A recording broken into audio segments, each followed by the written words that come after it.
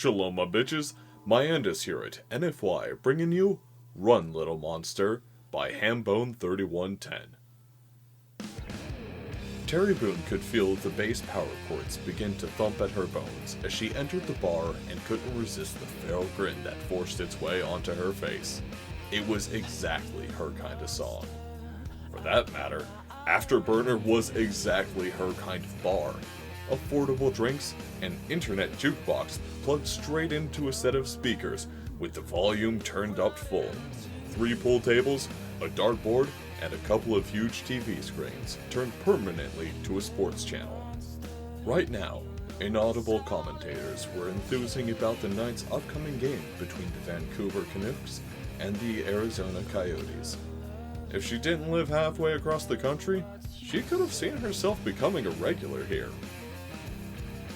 She knew the man she was after by description, and it didn't take long to see him working the bar, jawing with the regulars as he opened a couple of bottles and handed them over. Brown skin, full beard, a cross tattooed on his right forearm, and a curious bullet patch just forward of his left temple. That was her guy, all right.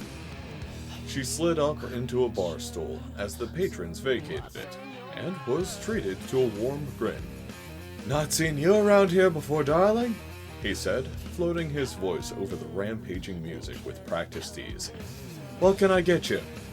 "I'll have a bud, please," she called back, fishing out a bill from her purse. "Hey, your name is Kevin Jenkins?" "Ah," he grinned as he retrieved the bottle from its fridge and uncapped it. "Shoulda known. You're here for my alien story." "You get that a lot."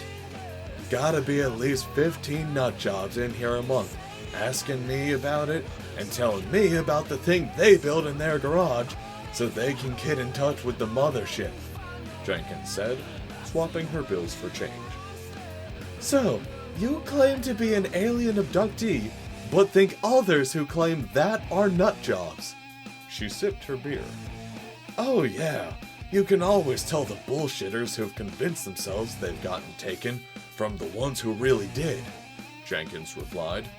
"The real abductees don't want to go back." The brood had no music, nor did they shout. They were perfectly capable of vocalizing, but that clumsy mechanism was reserved only for speaking with other broods.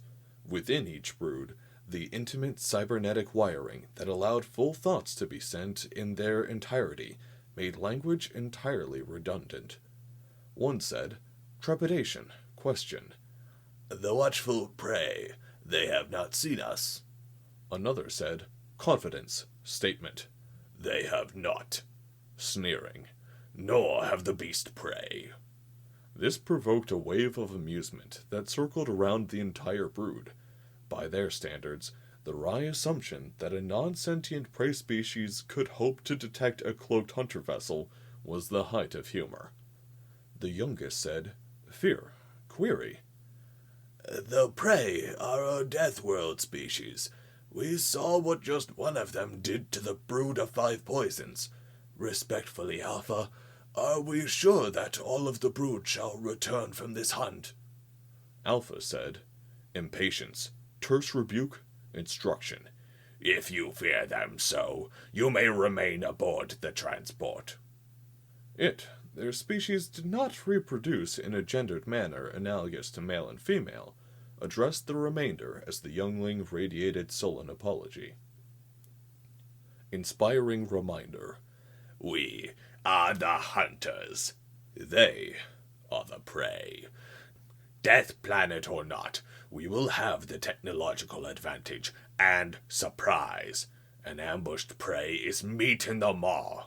Our cousin broods will remember our triumph as we return with trophies of this formidable prey.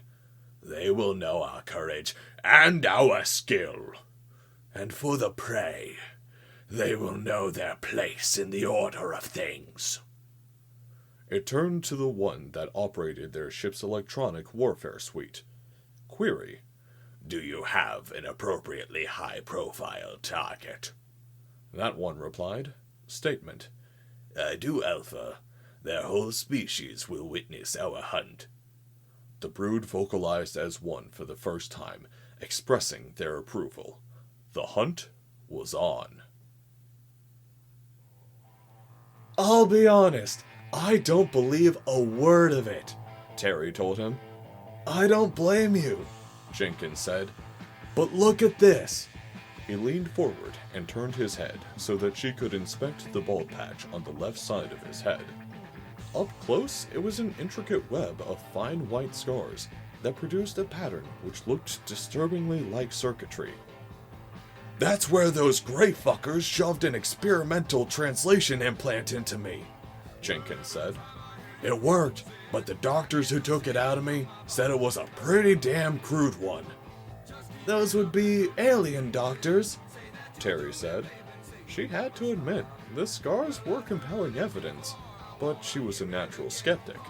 It went with the job. Yep. See, the grays. Corti. It's the pronunciation used by species that have mouths which work kinda like ours. Apparently they had this big eugenics program and turned themselves into a civilization of immoral scientists. They abduct pre-contact species, figure out how we tick, and use that data to corner the market in translation implants and other biotech when we make first contact. Real assholes. Most of the others are pretty cool, though. He kinda thought about this. Actually, some are dumb as bags of beans. There's one species, look kinda like 6 slim giraffes with blue stripes. Those guys are about as sharp as a sack of wet mice. But most of the critters out there are cool. Terry wagged her empty bottle by way of asking for a replacement. So, if they're pretty cool, why wouldn't anyone want to go back there? Flying among the stars and all that sounds pretty fun. It will be when we're out there, Jenkins said, grabbing a replacement. But for now, because we haven't invented FTL travel, we're legally considered to be non-sentient fauna rather than intelligent people. Even when there are trade ships out there, captained by beings who've got all the brains of biscuits and gravy by our standards. Why the interest anyway? He asked her all of a sudden. I'm a private investigator, she replied. My client's paying me a lot to travel the whole country, looking for what he called genuine abductees. Do I fit the bill? Jenkins asked. She truthfully told him that she didn't know. Her client had only asked her to hunt down people who weren't obvious crazies. He'd taken her to a UFO convention in New Mexico, gesturing to the whole room and said, Miss Boone, this is the kind of people we are not trying to find.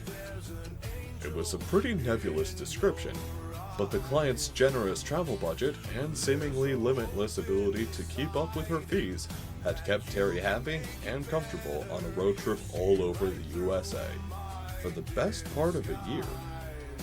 And if it meant she got to drink in exactly the right kind of bar, interviewing a bartender who, she had to confess, was exactly the right kind of rugged sexy, then those were the kind of contracts she had dreamed of when she became a PI. I guess he didn't want me to accidentally give away what kind of answer I was looking for, she finished.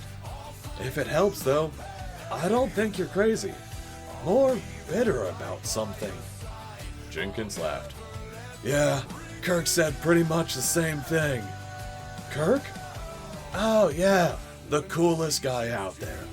His species has a language that sounds kinda like ball bearings in a blender, but the first syllable of his name sounds a bit like Kirk. You know, like from Star Trek.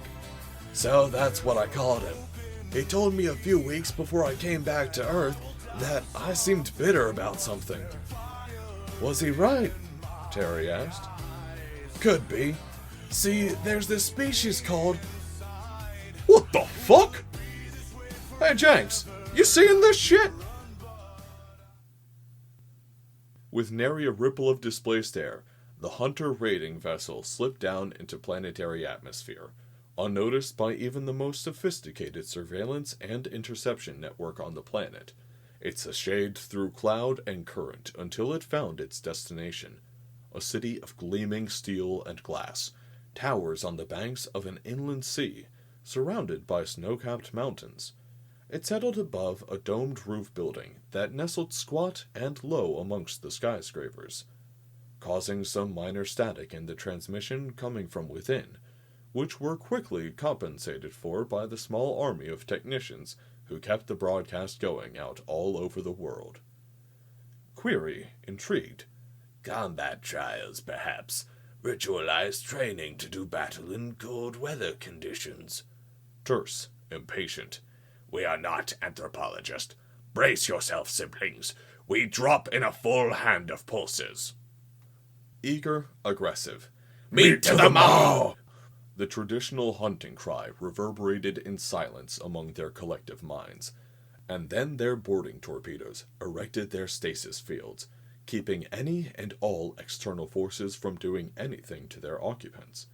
When they opened again, a subjective non-event later, they had been fired through the roof of the Rogers Arena and stood upright in a bullseye of cracked ice.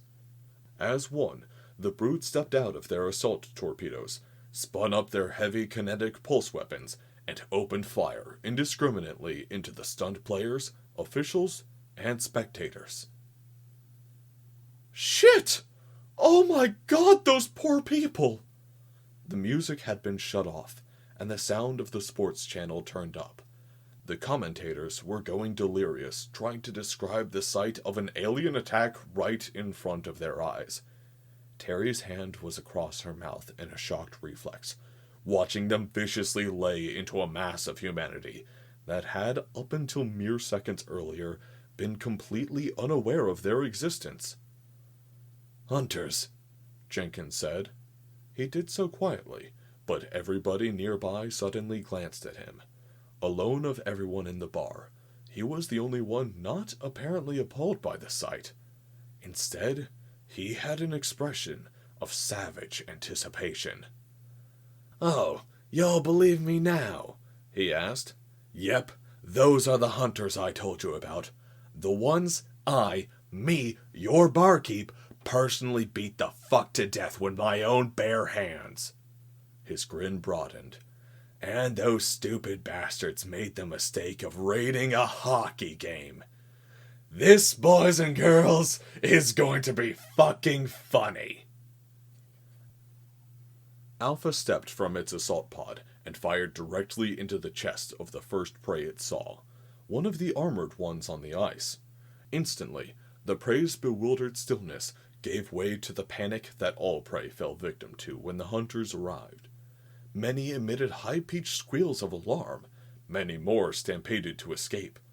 Around it, the brood stepped onto the ice and launched kinetic bolts at anything that moved, each shot knocking prey flying, and Alpha felt a surge of pride. Their brood would gain much respect for taking on Death Planet predators and scattering them like any other herd. Alpha could imagine the prey songs and taste the honor feast already. And then the prey it had shot stood up. "See, they have this planetary classification system for temperate worlds like ours," Jenkins said amicably, as on the screen, Nick Bonio hauled himself back onto his skates, clearly a bit winded, but otherwise no worse than if he had taken a hard body check from one of the Arizonan players. "Category 1 is like the Garden of Eden. You can drop any species in the galaxy down there, completely buck bare, and they'd be as happy as Larry for the rest of their lives," he continued as Canucks and Coyotes players helped one another to their feet. Alien though their body language was, everybody could see the alarm and surprise the hunters were feeling as every single one of the humans they had shot turned out to not only be alive, but angry. "Most planets are like a 4 to 6 or so. You don't want to be caught in the rain, and you'll need to work for your food, but generally, it's pretty easy living on those worlds." The aliens fired again, punching the players off their feet again. "Anything above Class 10 is considered a death world," Jenkins continued as, yet again, the players got back up, and this time they started skating around the invading aliens, which formed a defensive corral and began firing wildly at the circling sportsmen. It became apparent that their reflexes and aim were remarkably sluggish, and that the circling skaters were just too fast to hit. Shot after shot splashed harmlessly on the plexiglass.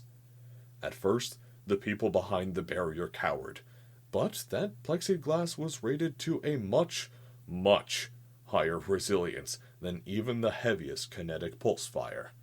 It didn't take long for the cowering fans to realize this, and began to chant. Kick their ass. Jenkins went Kick on, their raising ass. his voice slightly Kick their above the ass. swelling, Kick bloodthirsty their chant. ass. Kick Death their worlds ass. have things Kick like their high ass. gravity, Kick poisonous their plants ass. and critters, Kick their lots of ass. carnivores, Kick their nasty ass. little Kick microorganisms, their ass. natural Kick their disasters ass. like Kick earthquakes their or ass. volcanoes, Kick their acid ass. rain, high Kick their background ass. radiation, Kick their stuff like ass. that. Kick their Like I ass. said, Kick a their death ass. world is Kick everything their class ass. 10 Kick or their above, ass. and Kick anything their that evolves ass. there Kick is their supposed to be ass. really Kick their goddamn ass. dangerous.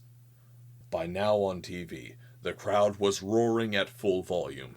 Kick their ass! Kick their ass!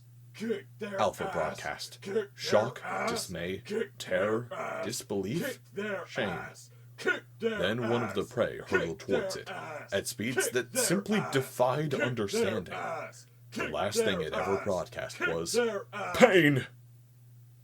Most eyes in the bar closed and turned away from the carnage on the ice in disgust. Terry Boone watched out of morbid fascination. It seemed impossible that things which looked so menacing might break so easily. Kevin Jenkins opened a beer for himself.